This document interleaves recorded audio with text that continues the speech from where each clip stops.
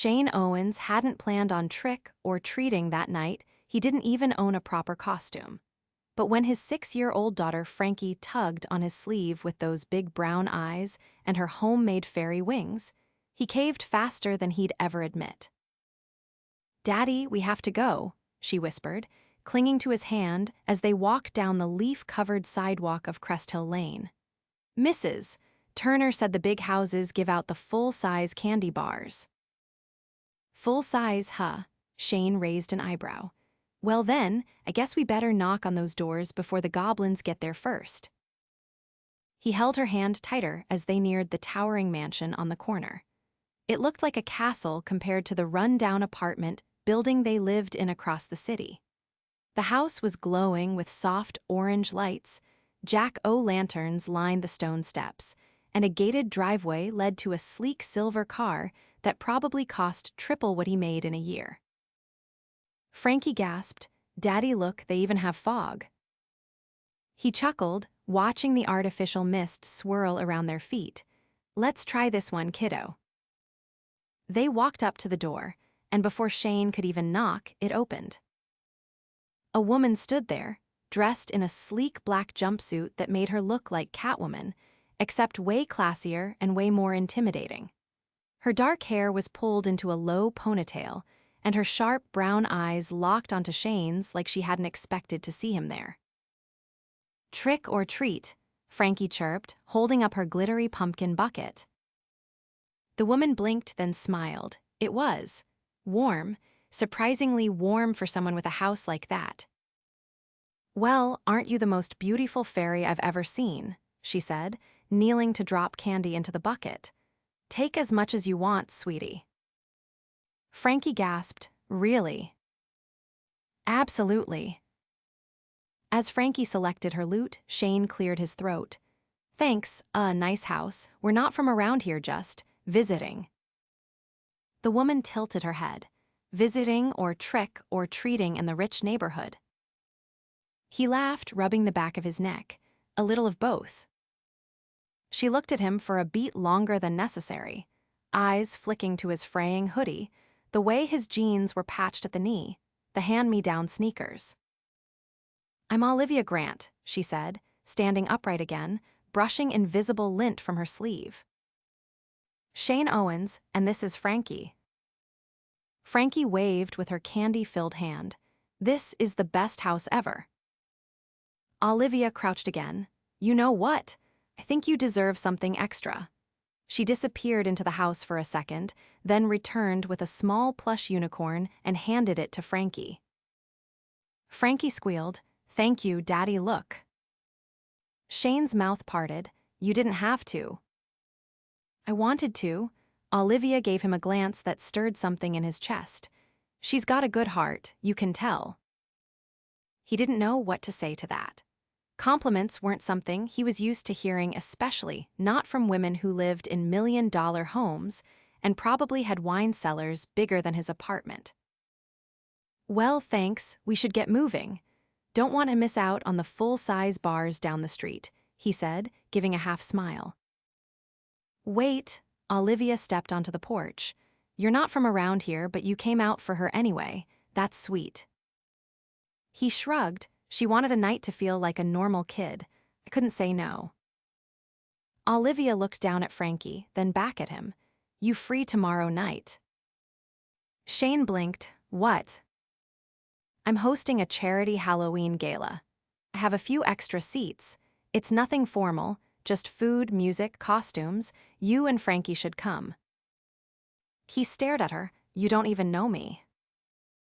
"I know enough." She handed him a black and gold invitation, her fingers brushing his. "And trust my instincts." Frankie tugged at his sleeve. "Can we go, Daddy? Please." Shane looked between his daughter and the woman who had just casually invited a broke single dad to a high society event like it was no big deal. He hesitated. "I don't have a costume, or a suit, or anything close to gala appropriate." Olivia smiled. "I'll handle it." Before he could argue, she added, "I own the company sponsoring the event. If I want you there, you're there." You own the company. Grant and Vale, she said casually, like it wasn't one of the most powerful luxury firms in the city. Shane's mouth went dry. You're that Olivia Grant. Yes, she tilted her head. Still think you shouldn't come. He looked at his daughter, who was now hugging the unicorn like it was treasure. Then back at Olivia, who looked like she'd never been told no a day in her life. I'll think about it, he finally said. I'll have a driver pick you up tomorrow at 6. Address is on the card. Her expression was unreadable, but her eyes sparkled with something that made his chest twist. Don't be late. She turned and disappeared into the house before he could respond. Shane stared at the invitation and muttered, "What the hell just happened?" Frankie grinned. "I think you just got invited to a princess party." He laughed, shaking his head. "Yes, kid, I think I did."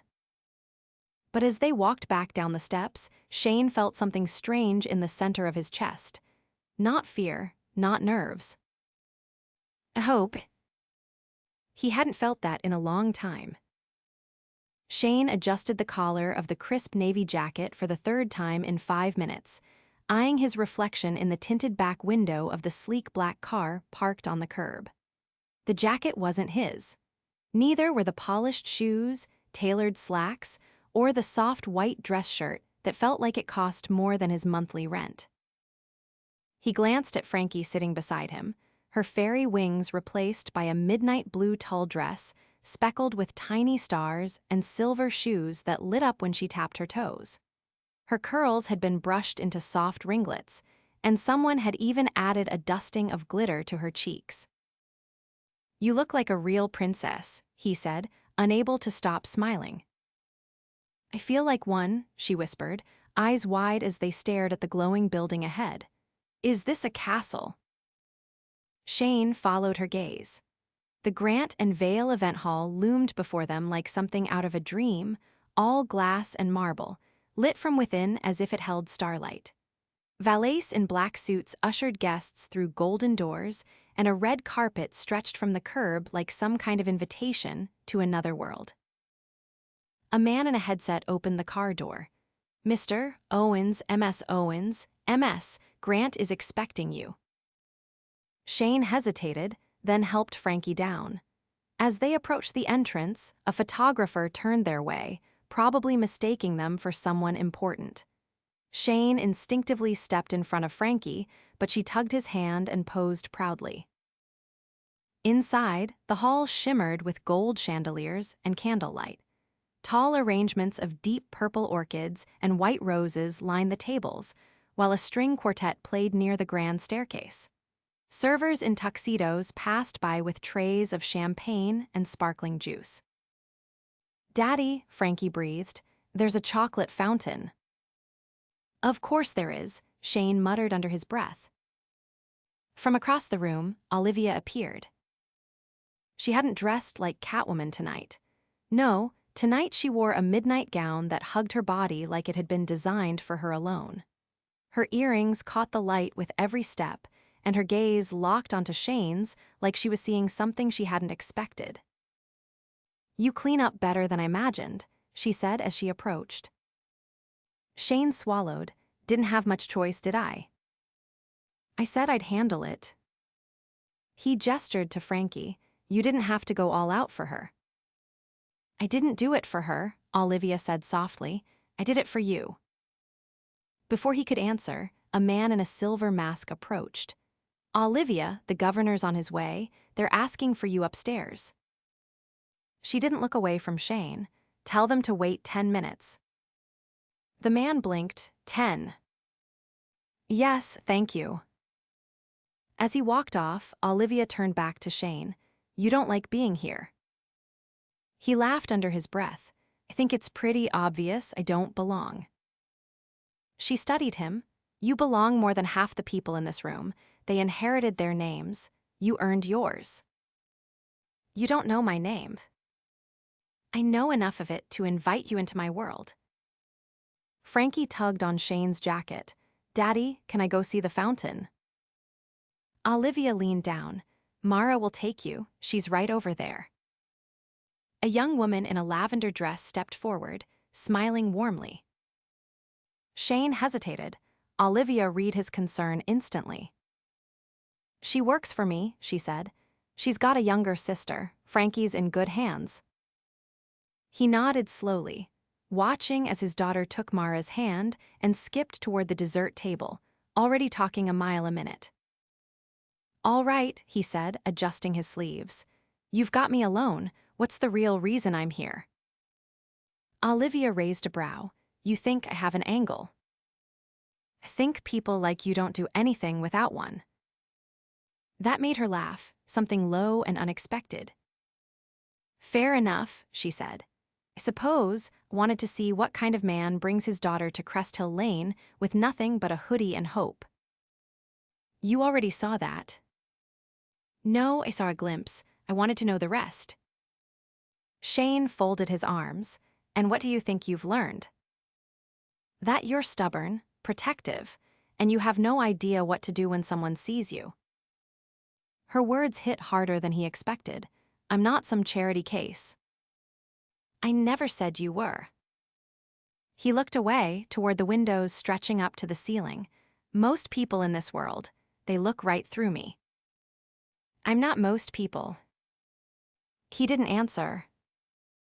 She stepped closer. I used to think success meant building walls, keeping people out, protecting myself from distractions, from feelings, but lately, her voice dropped. Lately, I'm not so sure. Shane turned to her. So what now? You say something poetic and I'm supposed to fall at your feet. Olivia's expression didn't change. No, but I do expect you to admit you're curious. He exhaled a slow breath. I don't have time to be curious. I think you're just afraid of what you'll find if you look. A bell chimed from the far end of the room, and someone announced the start of the silent auction. Olivia took a step back. Go to the balcony, she said. It's quieter, you can see the whole city from there. I'll join you in 5 minutes. Shane hesitated, but something in her voice calm, certain nudged him forward. He turned and made his way through the crowd, up the curved staircase, and out onto the balcony. Below, the city shimmered. 1,000 lights, 1,000 lives. He rested his hands on the railing, heart still pounding. He didn't belong here, not really. But for the first time, he wasn't sure he wanted to leave. The doors behind Shane creaked open, and he knew without turning that it was her. Olivia's heels clicked softly against the stone floor of the balcony, but she didn't say anything right away. The city stretched endlessly in front of them, its lights flickering like 1,000 secrets neither of them had dared admit yet. You used to work in construction, she said quietly, settling beside him at the rail. He turned to her, surprised. How do you know that? I asked someone to look into you this morning. He let out a dry laugh. Of course you did. I needed to know if you were who you seemed. Turns out you're more. He narrowed his eyes. And what exactly did they tell you? That you were a foreman at a major site downtown until the company went under. That you didn't take the severance because you pushed for the crew to get paid first. That you raised your daughter alone after her mother passed and haven't missed a parent-teacher meeting in 2 years. Shane stared at her. That's a lot of digging for someone who just handed out candy. You were never just someone passing by. He inhaled through his nose, grounding himself. Why does any of that matter to you? Because I know men with power, men with charm, men with ambition, but I don't know many men with principles. You sure you're not just bored of your world and looking for a novelty? Olivia's expression didn't shift. I've been offered private islands and art collections. You stood on my porch in worn sneakers and gave your daughter the kind of night she'll remember forever. That's not novelty. That's substance. He looked away, gripping the railing. You think that makes me a good man? It makes me desperate. I've been barely holding it together, and can't afford to be anyone's charity project. I didn't ask you to be. Her voice had softened, not with pity but with something else regard, maybe, respect. "I don't have anything to offer someone like you," he said. "I don't own a yacht. I don't speak 5 languages. I don't have stock options or a legacy to protect." She stepped closer, her shoulder brushing his. "I have enough of all that. What I don't have is someone who doesn't flinch when I tell them no. Someone who doesn't see me as a prize or a stepping stone or a threat." He turned to her slowly. "And you think I could be that someone?" "I think you already are." The silence that followed wasn't uncomfortable. It was heavy with things unsaid, charged with the electricity of something neither of them had expected when she opened her front door to a little girl in fairy wings. Shane exhaled. "You know this doesn't make sense, right?" "Not to anyone else," she said, "but I don't care about anyone else." He studied her, the sharp precision of her posture, the calm defiance in her eyes. She didn't look like someone craving rescue.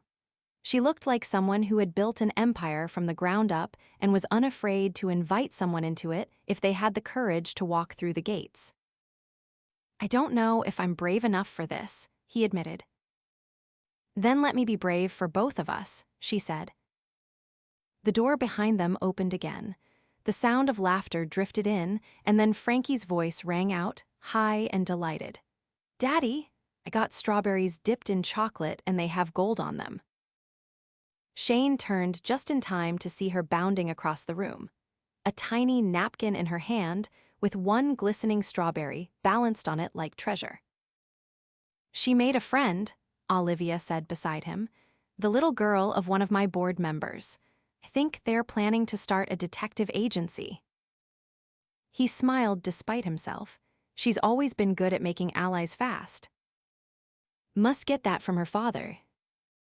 He turned to her. "What happens after tonight?" "That depends," Olivia said, her gaze steady, "on whether you're willing to see this through beyond a night of costumes and chandeliers."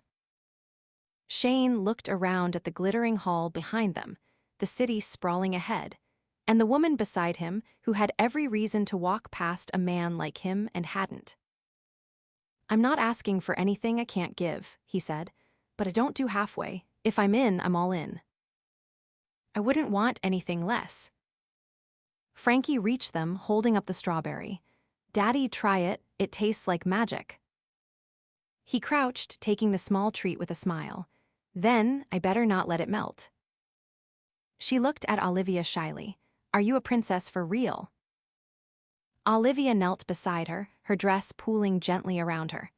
"No, sweetheart, but I used to pretend to be one, just like you do." Frankie's eyes sparkled. "But your house is big, and your dress is shiny, and you give people unicorns." Olivia laughed. "Maybe I'm a little bit of a princess then." "Can Daddy be the prince?" Shane choked, but Olivia only looked at him calmly. "If he wants to be," she said. Frankie gave them both a suspicious look. "Okay, but he has to dance with you at least once. That's the rule." Olivia stood. "Do you dance, Shane?" "Badly." She reached for his hand. "Good, then we'll match." He let her lead him back inside, the warmth of her fingers grounding him more than he expected. The music shifted to something slower, something rich and full. The lights dimmed slightly, casting soft shadows across the polished floor. As they swayed awkwardly at first, then more naturally Shane found himself letting go. Of the doubts, of the weight, of the idea that he wasn't meant to have a place in a world like hers. Because maybe, just maybe, she wasn't looking for someone to fit into her world. Maybe she was ready to build a new one with him. The sound of applause echoed from the ballroom below as Shane followed Olivia through a quiet corridor lined with portraits and crystal sconces. He still felt the warmth of her hand from their dance, her fingers having lingered just a moment longer than necessary when the music faded. Every part of this night had peeled back some layer he hadn't realized he'd built around himself, and now, walking beside her, he wasn't entirely sure where that left him. They stopped at a private lounge tucked behind a velvet curtain. It was quieter here, the music, a muffled backdrop, the scent of jasmine tea and leather furniture replacing champagne and orchids. A small fire crackled in the corner hearth, and 2 glasses sat waiting on a tray by the window. Olivia's assistant had clearly anticipated her arrival. Shane hesitated at the threshold. Is this where you bring all the guys who show up with fairy wings and no clue? Olivia walked to the tray, lifting one of the glasses and raising her brow.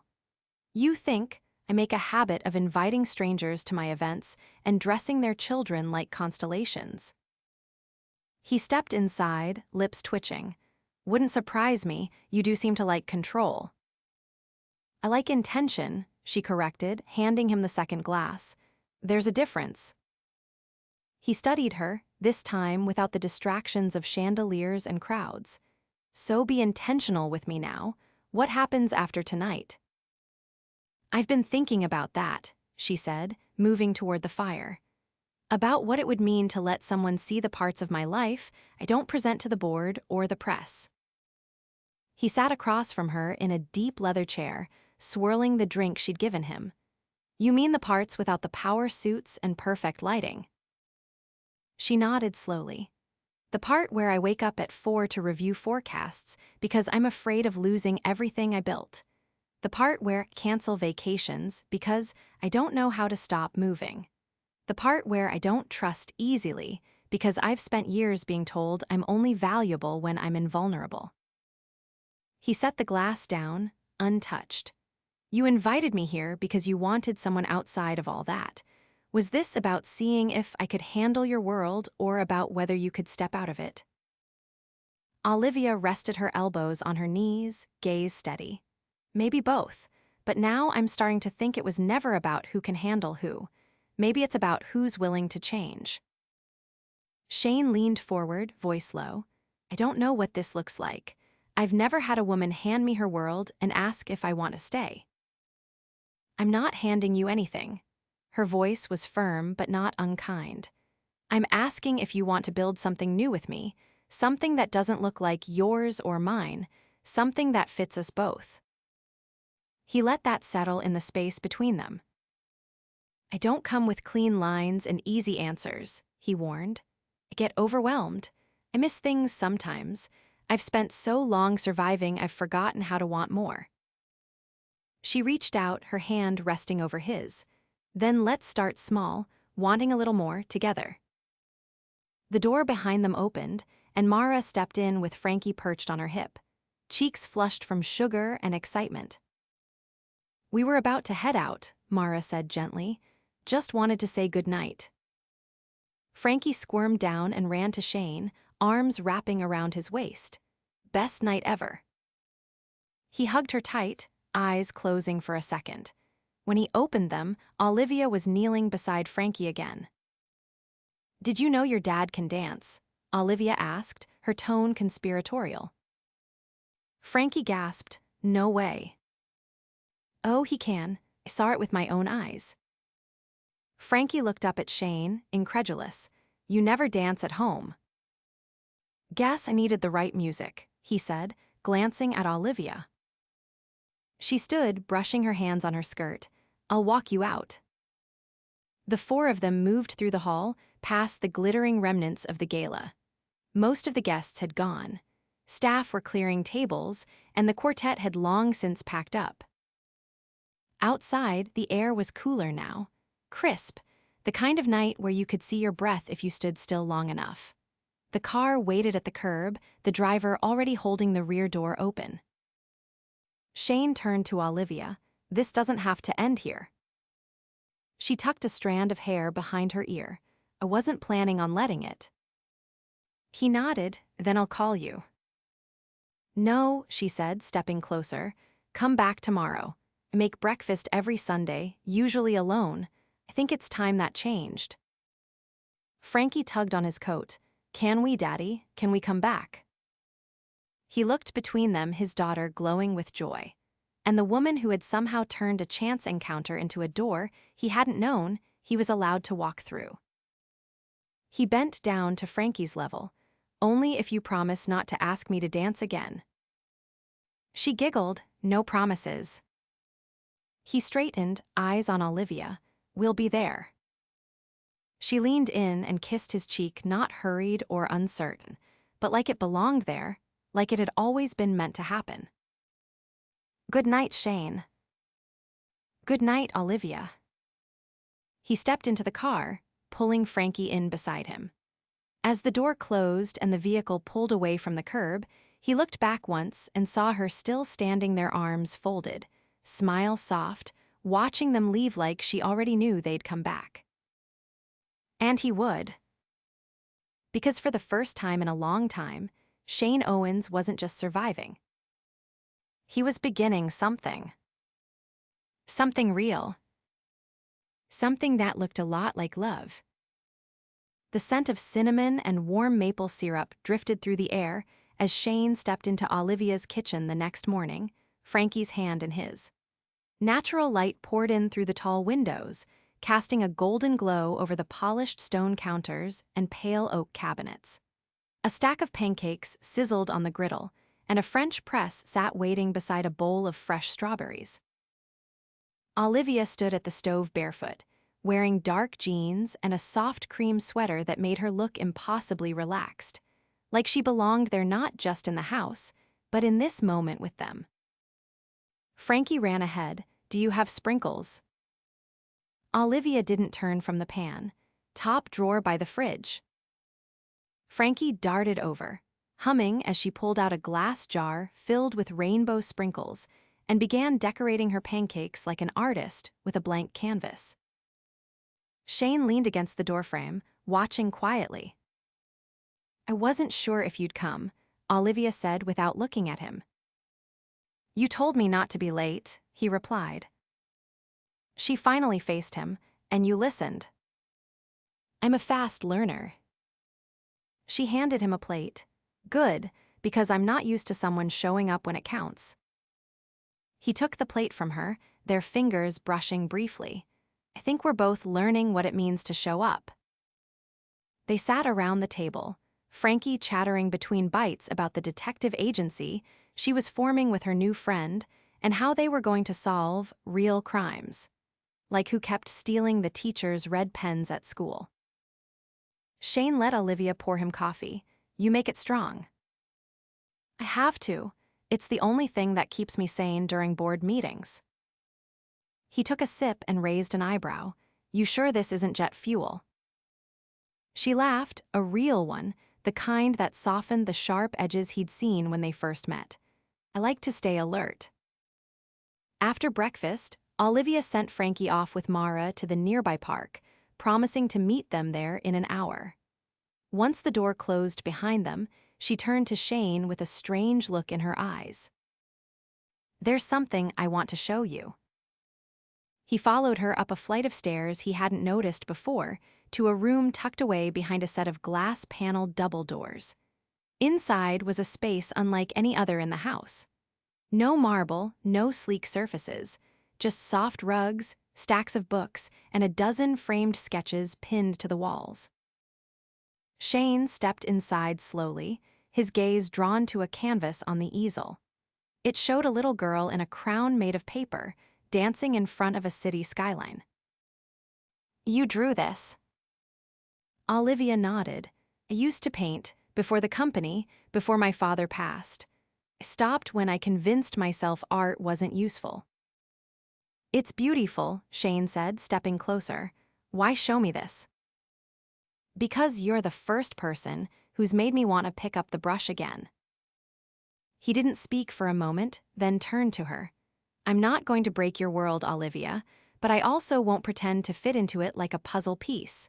I come with rough edges. She met his gaze. I don't need smooth, I need real. He reached for her hand, and she let him take it. Then, let's stop pretending this is temporary. Her voice was quiet. Are you saying what I think you're saying?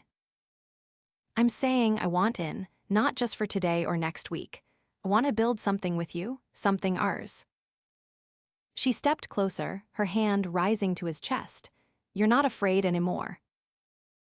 I'm terrified, he admitted, but I'm more afraid of walking away from something that feels like home. Her lips parted, and her eyes shimmered not with tears, but with something steadier. Certainty. Then stay, she whispered, for good. He kissed her, not tentative, not questioning, but with the kind of clarity that only comes when two people finally stop running. Her arms wrapped around his neck, pulling him close, and everything else, the mansion, the past, the differences between them melted away. Later that afternoon, they walked hand in hand to the park, where Frankie was chasing Bubbles across the grass. She squealed when she saw them, running full speed into Shane's arms. "Daddy, I met a dog named Pickle, and he looks like a loaf of bread." Shane laughed, lifting her. "Sounds like we need to meet this Pickle." Olivia leaned beside him, brushing a curl from Frankie's forehead. "We should get a dog." Frankie's eyes went wide. "Can we?" Shane looked at Olivia. "You serious?" She nodded. "We have the space, and it would make it feel more like a home." Frankie was practically vibrating. "We have to name it something awesome, like Thunder or Sir Waggington." Shane kissed her temple. "We'll make a list." The weeks that followed unfolded like chapters in a story neither of them had dared to believe they could write. Shane found work again this time, not chasing paychecks, but building something meaningful. Olivia surprised everyone by stepping back from the day-to-day operations of Grant and Vale. Choosing instead to focus on a foundation, she started to support single parents and creative outreach in underserved schools. They moved slowly but deliberately. Frankie got her dog a wiggly mutt from the shelter that ended up being named Biscuit, despite her earlier declarations. Shane began sketching again, something he hadn't done since high school. Olivia painted in the mornings, sometimes with Frankie sitting beside her with markers and stickers for collaboration. They weren't perfect. They had arguments about small things like where to hang pictures or whether pancakes should be made with buttermilk or oat milk. But none of it stuck. They had learned how to fight gently, how to listen without retreating, how to stay. One spring afternoon, Shane brought Olivia to the rooftop of a building he'd been helping to restore downtown. The city stretched behind them, the same view they'd once looked at from her balcony long ago. He dropped to one knee, not with theatrics, not with cameras, but with a ring he'd chosen himself, simple and elegant. "I don't want a life that makes sense on paper," he said. "I want one that feels right every day, with you." Olivia didn't cry. She smiled, knelt beside him, and kissed him instead. Yes, 1,000 times yes. They married in the garden behind her house, surrounded by people who had once thought they'd never last. Frankie walked down the aisle with Biscuit in a bow tie, carrying a basket of flowers and tossing them with dramatic flair. When Shane kissed his bride beneath the canopy of white blossoms, the applause felt like something ancient and earned. They built their life not on wealth or appearances, but on truth, on the strength of showing up, on second chances, on choosing each other over and over again. And they never stopped choosing.